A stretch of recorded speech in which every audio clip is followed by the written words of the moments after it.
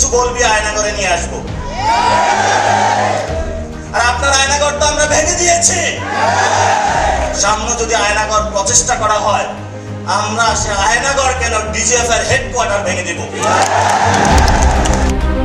গোয়েন্দা সংস্থার সমালোচনা করে জাতীয় নাগরিক পার্টির এনসিপির মুখ্য সমন্বয়ক নাসিরউদ্দিন পাটোয়ারী বলেছেন, একটা গোয়েন্দা সংস্থা বাংলাদেশ ডিজিএফআই আপনার আমার পকেটের টাকায় চলাফেরা করে। তারা কত টাকা খরচ করে বাংলাদেশের মানুষ তা জানতে পারে না।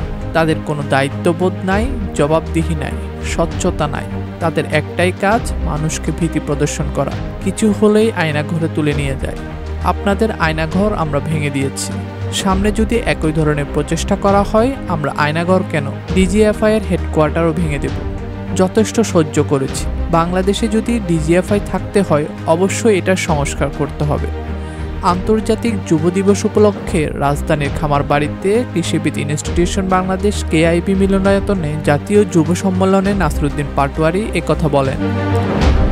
সংস্কার কাজ শেষ না হলে আগামী ফেব্রুয়ারিতে ত্রয়োদশ জাতীয় সংসদ নির্বাচন হবে না বলে হুঁশিয়ারি দিয়েছেন জাতীয় নাগরিক পার্টির এনসিপির মুখ্য সমন্বয়ক নাসিরউদ্দিন পাটোয়ারী। তিনি বলেছেন, নির্বাচনের তারিখ ঘোষণা হয়েছে ফেব্রুয়ারিতে।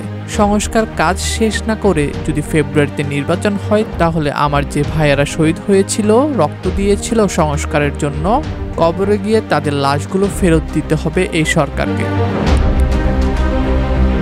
অন্তর্বর্তী সরকারের উদ্দেশ্যে তিনি বলেন, আমার যে ভাইয়ের হাতটা চলে গিয়েছিল, যদি সংস্কার কাজ শেষ না করে নির্বাচন হয়, তাহলে এই সরকারকে আমার ভাইয়ের হাতটা ফিরিয়ে দিতে হবে।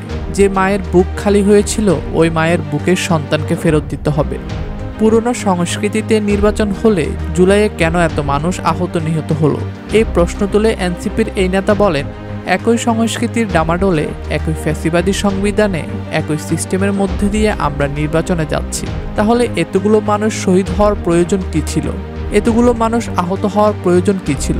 সংবাদ মাধ্যমের সমালোচনা করে তিনি বলেন, গণমাধ্যম আগে ছিল হাসিনা মাধ্যম, এখন কি মাধ্যম সেটা বললে চাকরি থাকবে না। গণ অভ্যুত্থানের পরে সব মিডিয়া সম্পাদকের সঙ্গে বসেছিলাম। তাদেরকে বলেছিলাম, যা আকাম করেছেন ঘরের ভেতর বসে থাকেন।